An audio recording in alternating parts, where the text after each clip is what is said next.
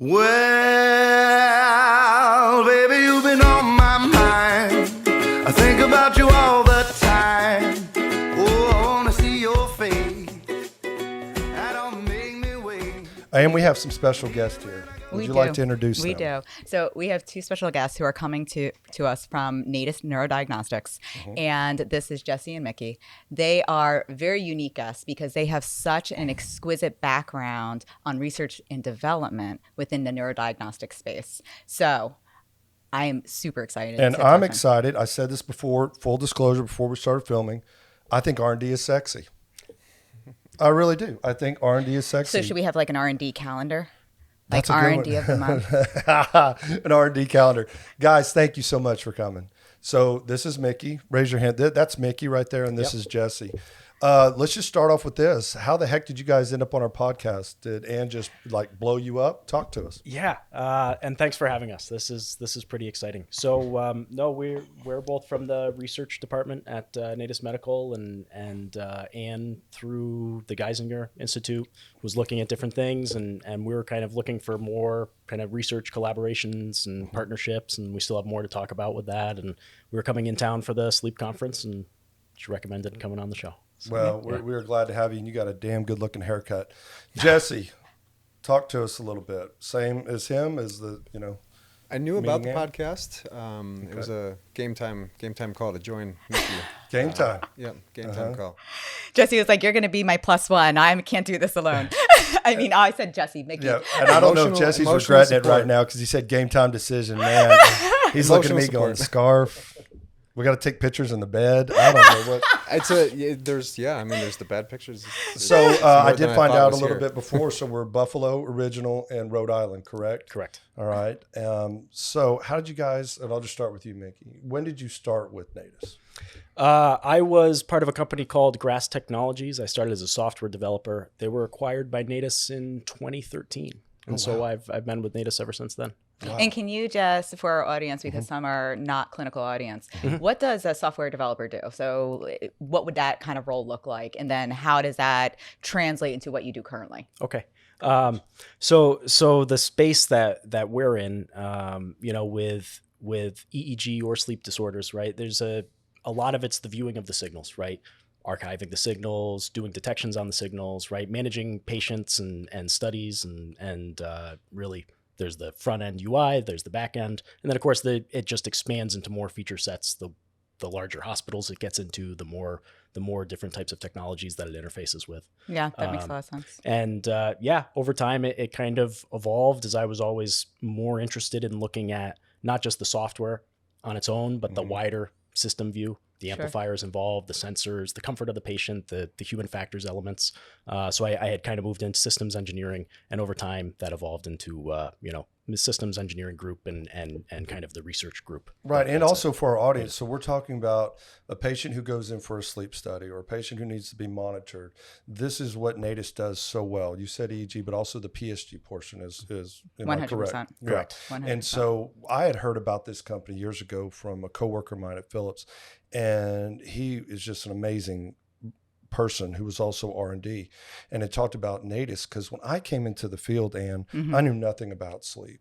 All I knew is that, and people, our audience know this, that my daughter and my ex-wife had these severe, issues, and we couldn't figure it out.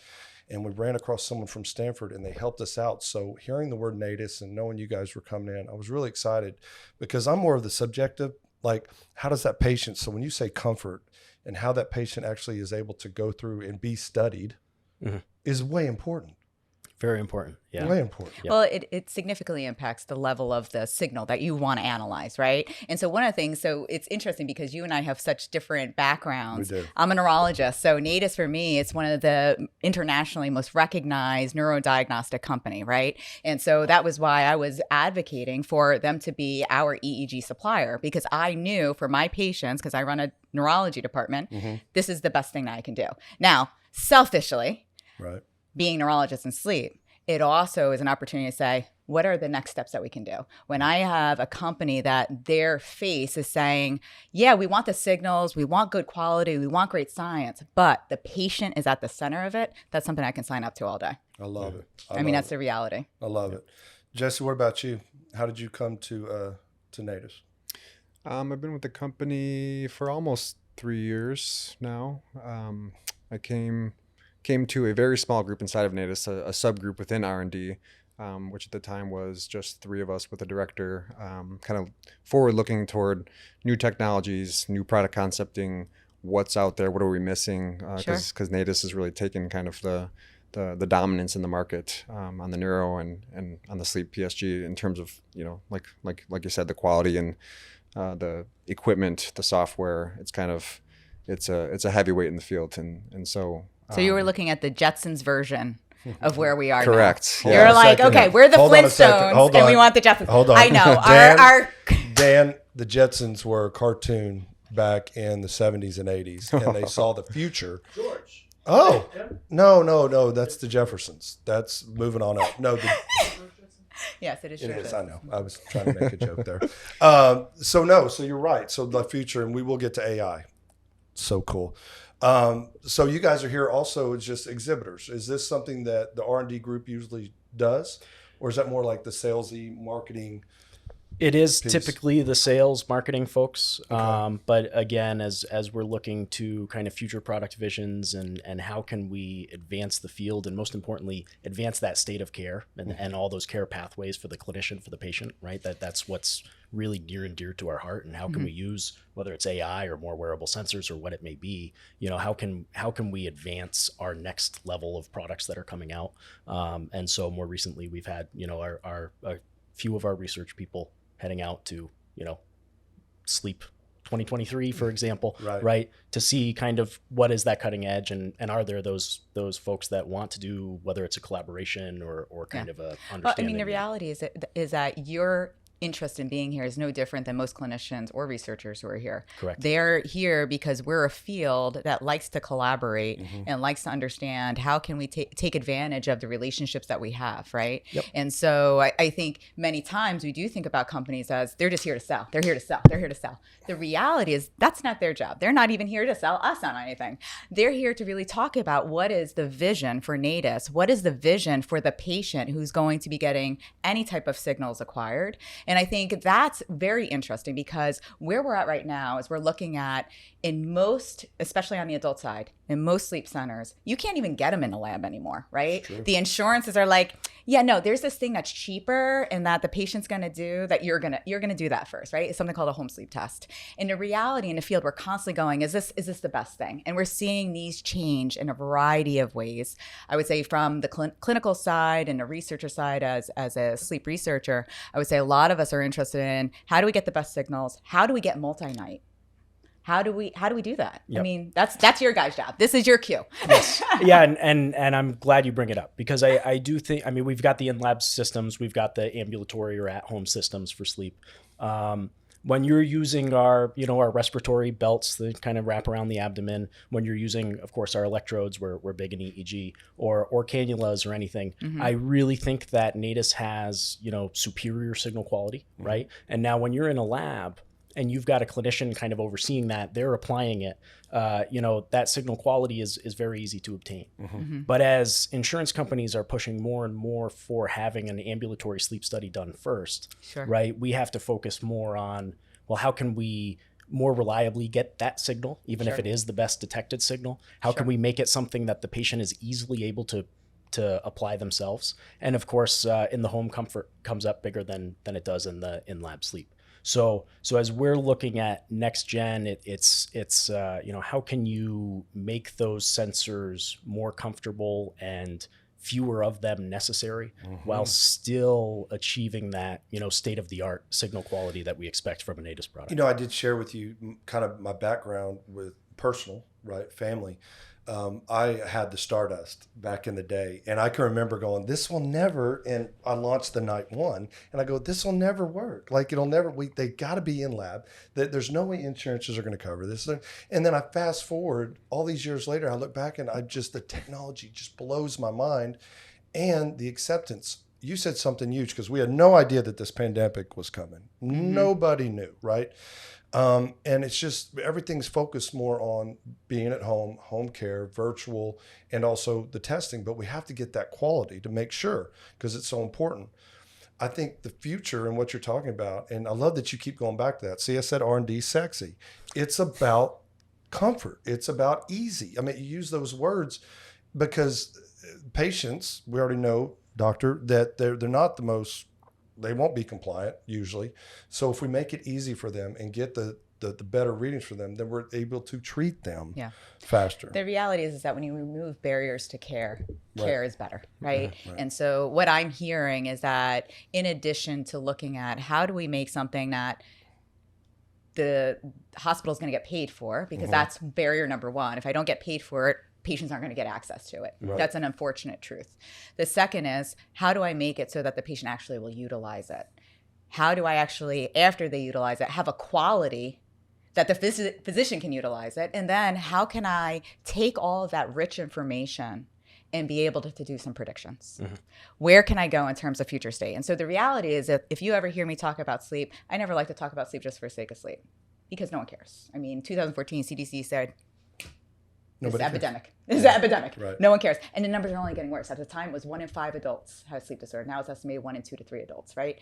So with that stated, you need to talk about it in other capacities. And when you talk about it in other capacities, it's saying, how can we use artificial intelligence to be able to take data and tell us, what does this patient need now? Predictability. And when do we actually need to intervene later? And so that's all you. Tell me about what we're doing. What does the future hold in regards to how are we going to use artificial Come on, intelligence? Jesse. No pressure. No. It's yeah. I mean, it's the elephant in the room. I think for any vendor that's out there, there's really opportunities in the data that have been identified that are strong, that are being researched in academia. There's trends in the data that can't be seen by the human eye, for example, 100%. that drive what will be detected or predicted down the road. So I guess on a related note, this balance between how much data and how many different types of signals and sensors you connect to a patient, that there's a balance there with that, with the comfort and the convenience of doing that. I mean, if you're putting 87 different sensors on you, it's going to be really uncomfortable, but you're going to get a lot of rich data. And if somebody else is doing it and it's not in a home environment, then it's going to be really high quality data, for example. But we see that that domain is being breached by companies who are looking and saying, okay, you don't need those 87 sensors. You need only this handful, this few. And we can send the patient home with that and still diagnose them with their sleep apnea, with their, whatever the condition that the physician's interested in. But down the road, the researchers, the next generation of people looking at this data to find the next biomarker, to be able to, who knows what they're trying to do with that data. They have a much more limited, if the entire field goes that way and everything's just detected from a single wrist-worn device in the tomorrow. In all fairness, or if Elon Musk gets his way and we do the Neuralink and we just hit like Sure, and sure. and we chip each other, I think we'd have 0 sensors. Sure. And I'm sorry. I had Ultimate convenience. Yeah, right. Exactly. So for our audience, I'm going to just paint a picture real quick. I know that when my daughter went in very early age, we had 32 different sensors in her hair and all over her chest and all this. What is, and not for, you don't have to How speak old for was me. your daughter, if you don't mind me asking? When she got diagnosed? Yep. 7. 7, okay. Yep. Yeah, she was 7. And again, she's going to end up having, so my ex-wife, and I have full permission to talk about it, ended up doing the myofascial reconstruction. And so they ended up breaking both jaws, moving forward, the chin implant, and she still to this day has to be on a CPAP. But it opened up her airway, the physiological. But my question is, I mean, what is acceptable? I mean, I'm in the field, and people know that I work with many different companies, collaborate with many. I mean, are we talking that are we trying to get it so limited that we're not getting as much data? Like if there's 5 sensors, 6. Oh, you're asking the 3. pan-ultimate All right. debatable question. Besides Neuralink, of how much data is the appropriate amount of data. And There you so go. the reality is that it depends on what you're phenotyping. It depends on And what you want to phenotype tomorrow. And Mickey's about to say, you I was started going to grinning say, at me. Yeah. Jesse was on a very important point there, right? So I do think, we see the kind of state of what's innovative in medical devices today. Sure. It's typically, how do you trim it down and make it as easy as possible while still remaining clinically relevant, right? Yes. 100%. But if we do that today, suddenly there's that lack of data. Everyone cares about AI. AI is how we do make better products today in today's world. But if you don't have the data, you can't come up with the AI. So right? concrete example, if you, for example, were to nix from the billing codes, the need for respiratory effort, right? Right. Because you can diagnose the same conditions that we know and care about today with less. You don't need it. Right. And tomorrow we find out that, hey, there's a potential, and tomorrow being 10 years from now, maybe, there's a potential that having that respiratory effort data would have allowed us to determine if this person's going to develop, I don't know, we already respiratory know issues. we already know that stuff, right? I mean, we know that we currently phenotype obstructive sleep apnea using AHI, but yet you talk to anyone in the field, we say this is an inferior measure and it's not reflective. Even if you were to just look at a polysomnography, you're able to say, hey, I can tell you this person is going to look different than this person because their respiratory patterns are different. They're having very long respiratory depression, severe desaturations, not arousing, but someone else, they're waking up very quickly. Right. We also know the work from Alan Pack. He's done this in international replication of being able to say there is a different phenotype to obstructive sleep apnea. Some people might be AHI of this with periodic lip movements. Sure. They may have an arousal index that's much more elevated in someone else. And what's interesting is the part that has been most impressive is it's actually that excessive daytime sleepiness phenotype that is the worsened outcome. And so when you're talking about where does artificial intelligence play a big role, where does machine learning models, we're already starting to see this come to the market, right? So Emmanuel Mignot has done a beautiful job in Stanford where he took polysomnographies of patients with narcolepsy type 1, applied machine learning models to it, and demonstrated that you were able to diagnose narcolepsy type 1 with a higher sensitivity and specificity than using the MSLT. And when you added in the HLA-DQB10602, that sensitivity and specificity went even higher. That's the multiple sleep latency you're talking about. Yeah. So on the polysomnography, it was enhanced. On the multiple sleep latency, it was better than the multiple sleep latency. Okay. So this is where we're going, right? Is that when you do have that data, because you have the polysomnography, we're now able to utilize what the eyes can't see. Right. And that's what we're talking about. And the reality is right now we're struggling with the question you're having, which is our eyes can't see what data we should not be looking at.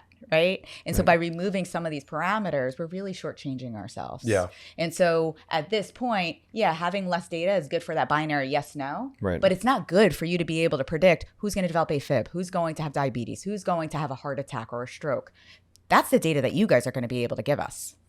Right, but any HST, not any, I apologize. There's some HSTs out there that even if they're worn correctly, even if they do that, people need to go to an in-lab. Yes. I'm old school, and I know just from personal experience, man, diagnosing a central versus just obstructive sleep apnea, you can't, you'll tell me if I'm wrong on an HST. Yeah. Am I wrong? So some of the HSTs do make the claim that they can do the centrals, but those are the ones that you do get skeptical about because you also don't know the quality of the belt that they were wearing or anything else. And so when we're talking about obstructive versus central, we're talking about two different diseases, right? I know. Central, my brain is not telling my body to breathe right. Obstructive, I have an airway obstruction. And that can be related to weight, it can be related to tonsills, adenoids, a variety of different things. And so you're also talking about two different directions of how we're going to treat you. But I thought AI he did not tell me this before. My assumption was that the future in AI, that's kind of the goal, right? That they would be able to go home with something and it would be able to measure everything. Like you said, what we don't know that we need to be looking at.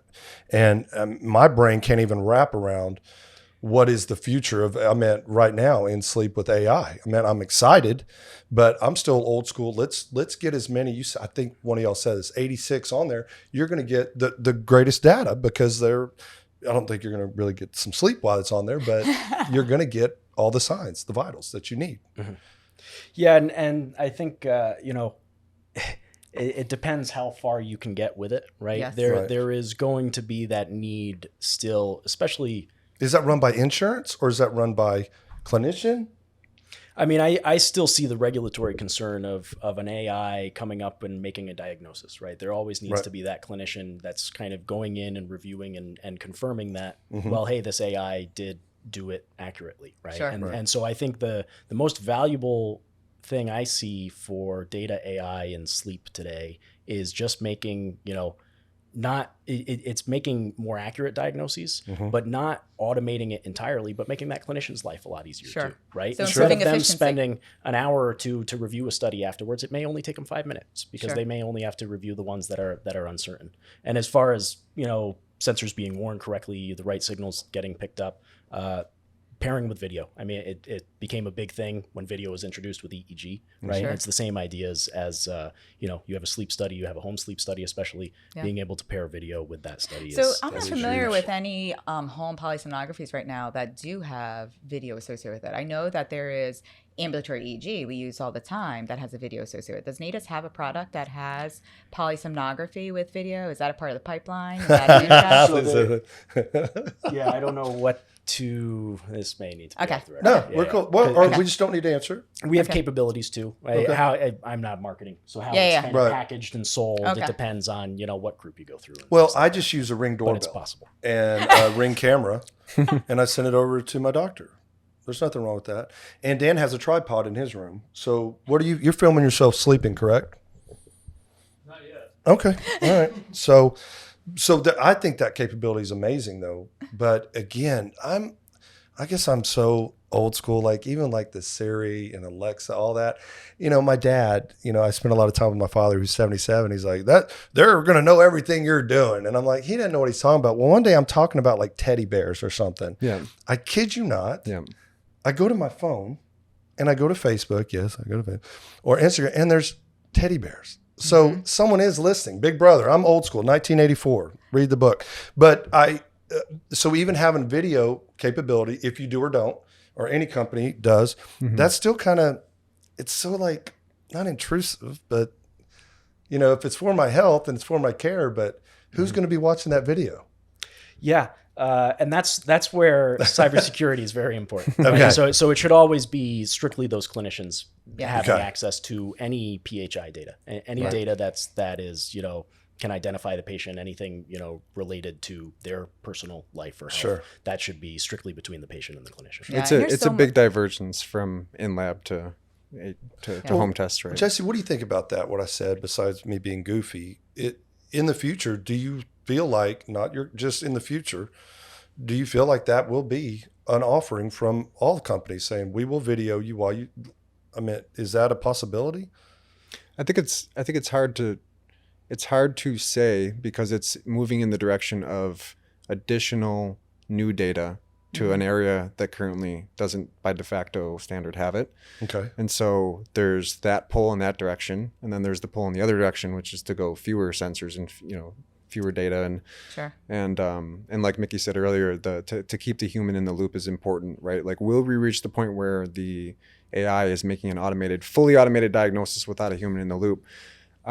It's really hard to make that, like if the plane's speeding up and reaching proper velocity and is ready to take off, will it ever actually fully take off? At some point, I would think so, just by the nature of the science and the way that the world has worked historically. How do you guys think that COVID has accelerated this, though? Because for me, just boots on the ground in the clinic, it has completely transformed the delivery of healthcare, right? In multiple ways. So number one, I'm a neurologist and sleep medicine specialist. I run a division of child neurology. Pre-COVID, I had one provider who sometimes did some telemedicine from a clinic, right? 50% of the completed visits last year were via telemedicine, right?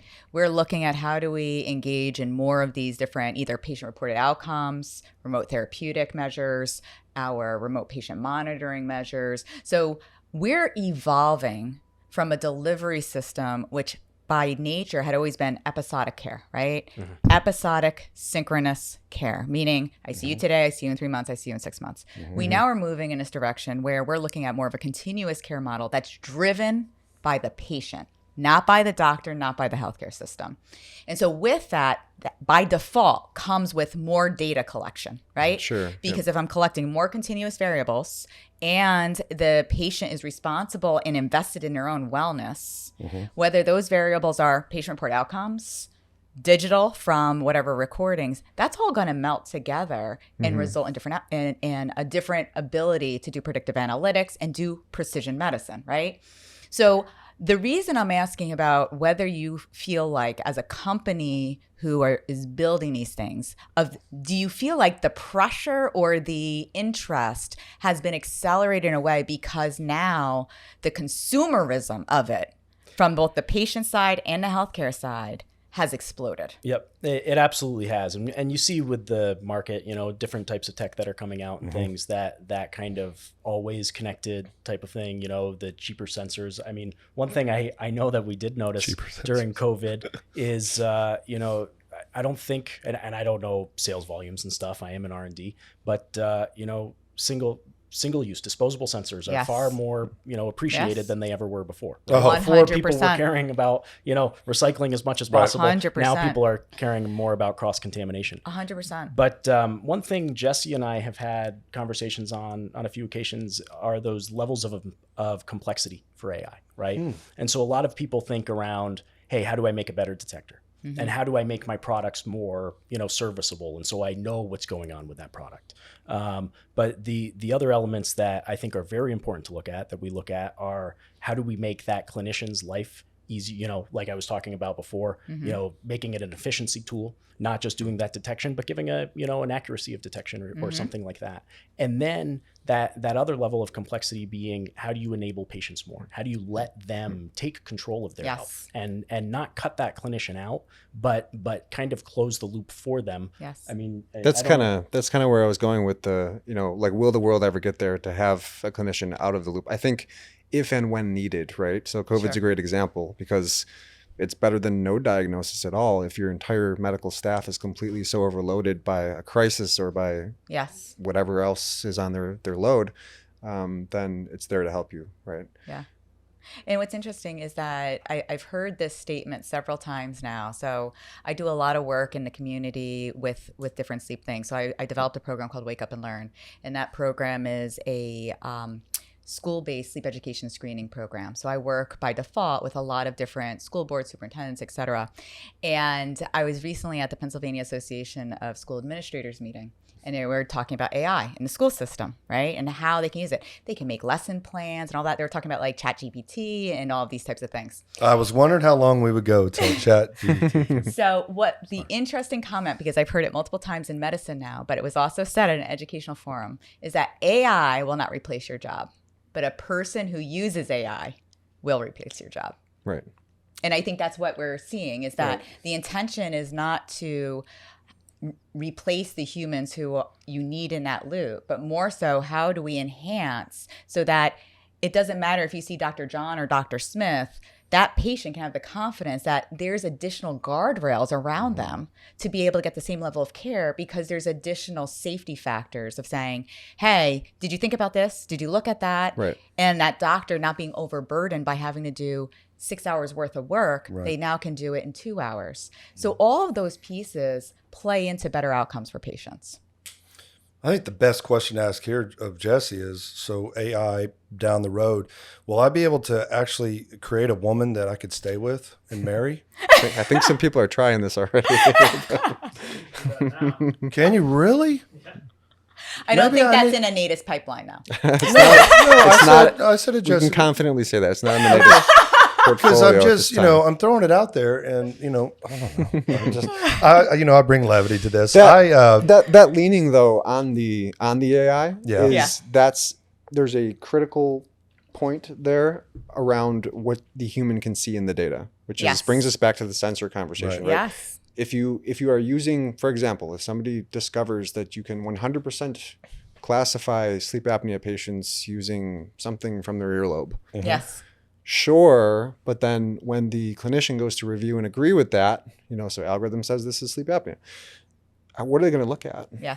Right. Yes. How are they going to relate that to the signals and the real life data that they understand about how a patient's breathing, how they're sleeping, how they're going to make sense of that? There may be some electrical spark that goes out of your ear if you're a, if you're a sleep apnea patient, but it may have nothing to do with Right. Yes. the actual primary condition, right? Yes. And that's why we do put that data first, right? I know that there are some out there, and I won't name names, but where they'll do some kind of a study or something, and yeah, hey, here's your result, here's your diagnosis. Yeah. But there always needs to be that option for that neurologist or that sleep tech or whoever it may be to look at that data and confirm it, and not just based on. Sure. And I was just going to say, we are already seeing that in the sleep field. There's different diagnostics that have these proprietary algorithms that are not reflective of any of the signals that we're familiar with. You then need additional subspecialty training to even be able to utilize them. And then sometimes you don't even have access to that raw data.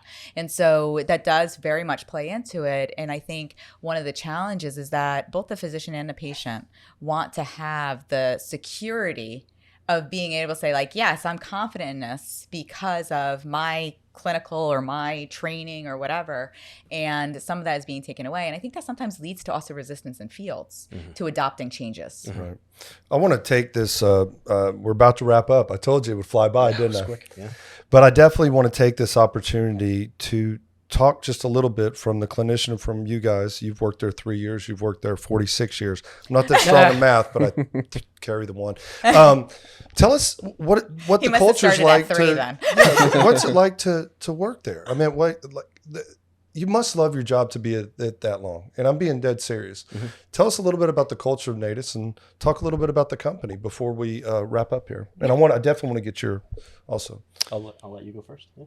The direction of the company is very promising, and I think they're taking their values very seriously in terms of identifying that they're a leader in the fields that they're a leader in, and identifying that in order to keep that trend going, you need to really have all your eyes wide open throughout the company and be looking out into the conferences, be looking at academia, be looking at what other people are, how they're stirring the pot.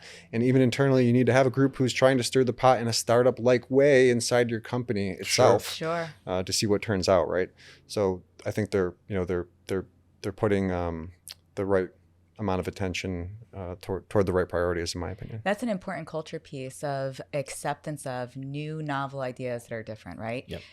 One of my favorite writers is Cy Wakeman. She does a lot of leadership. Her whole theme is reality-based leadership. And she always says change is only difficult for the unready, and that people don't like change, right? And so when you're describing that they're embracing. Open, yeah. Embracing. It's like, it's not even open. It's like we are actually purposefully wanting people to feel uncomfortable because we know in order to maintain greatness, we need to evolve with the times. And so that, I think, is a very promising feature of any company. Sure. Mickey, you've been there, like I said, a while. Yeah. I mean, I've seen, with a long time at any company, I think there's different levels of change, right? But, and you can say different things about different parts of the org, right? But when Natus is so focused on advancing the state of care for both the patient and the clinician, and you're involved in an R&D department, right? And you're involved in medical device research, which is what Jesse and I are in, is very, very exciting. I mean, it's the exact place that you want to be, right? Yeah. And so there are a lot of companies that, may want to kind of hold on to their segment or do their specific, niche thing, right? And you're not getting to kind of do things new and different. At Natus, we really are. So that's what's so exciting about it for me, and why I've And I know you invited them on, and you at the very beginning kind of talked about that, but one more thing about them before we get out of here. If I can just quickly add to that too. No, you can't. No, I'm kidding. Go ahead. Of course you can. Sorry, John. I'm just goofing. Overtime. No, you're good. No, I'm kidding. I think I like seeing people join the company who have that focus as well and skin in the game, right? Like, it seems like you talk to people around the company and they have skin in the game. Yeah. I asked about your kiddo because my own daughter had a sleep study back in January. And a neurosurgery in February. And I had this frustration because it took 10 business days to get the sleep report out, right? Wow. And it was using a very legacy, like pre-Natus, but through several acquisitions, Natus acquired device at the sleep center, it was I think they have a lot to improve at the sleep center that I was at, but I was frustrated because it took so long. It's please give me the data. Can I have the CD? Sure, you'll get it in 30 days. Sure. And I'm heading toward this neurosurgery meeting with our neurosurgeon, remote consult at Weill Cornell over in NYP. And we needed to have this simple AHI number, right? Sure. And just a single number. And Sure. it's taking 10 business days. And it came on the day of our neurosurgery meeting. And I'm trying to spin up and talk about the rest of the report with his staff before our meeting at 3 p.m. that day. And that was frustrating to me, right? Just to see it take that long Sure. for something. I got firsthand experience into what can be better, and old system versus newer systems that we offer today, for example, the trends that they were able to see. Yeah. Just so many different opportunities for improvement. Well, man, I really appreciate you sharing that. Yeah. And I 'Cause- would say also that life experience Mm-hmm. answers the question that you were just about to ask me. Why Natus? Why am I interested in him? Why do I want to talk to him? Because he just perfectly married what I live every day, which is neurology and sleep are not separate. Sleep is a neurologic state, right? And there is this very, very unique opportunity in medicine to start utilizing it in a way that is going to advance care. So you can utilize a company who has a driven vision that is patient-centric to improve diagnostics and looking beyond just saying, I want to diagnose sleep apnea. They're going, we're really good in neurology. We have really great epilepsy stuff. Right. How can we use our expertise in sleep to advance epilepsy care, right? And so that to me is the exciting part of hearing from people who are in the boots on the ground in the R&D part of saying, this is what we're excited about. And when you have people who their boots on the ground are excited and they're saying the culture of a company is saying, we need to mix things up, Yep. this is a future I want to be a part of. Me too. And again, gentlemen, thank you so much for your time. I know coming to these conferences to get pulled out to do a podcast is probably the last thing I know Jesse wanted to do. Game time decision. No, thanks for inviting us. But what you guys are doing, it matters. It truly matters. As cheesy as I can be and as goofy as I can be, I'm very passionate about sleep and I'm very passionate about breathing. And so all of us play this unique role. And so for you guys to take your time out while we're here in Indianapolis, beautiful city, to come and do this podcast means a lot. So really appreciate you guys sleeping around with Dr. Ann and Matthew. And thank you guys so much for coming. Yeah, thanks thank for you. having us. Appreciate you. A lot of fun. Thank you, guys. handsome Dan.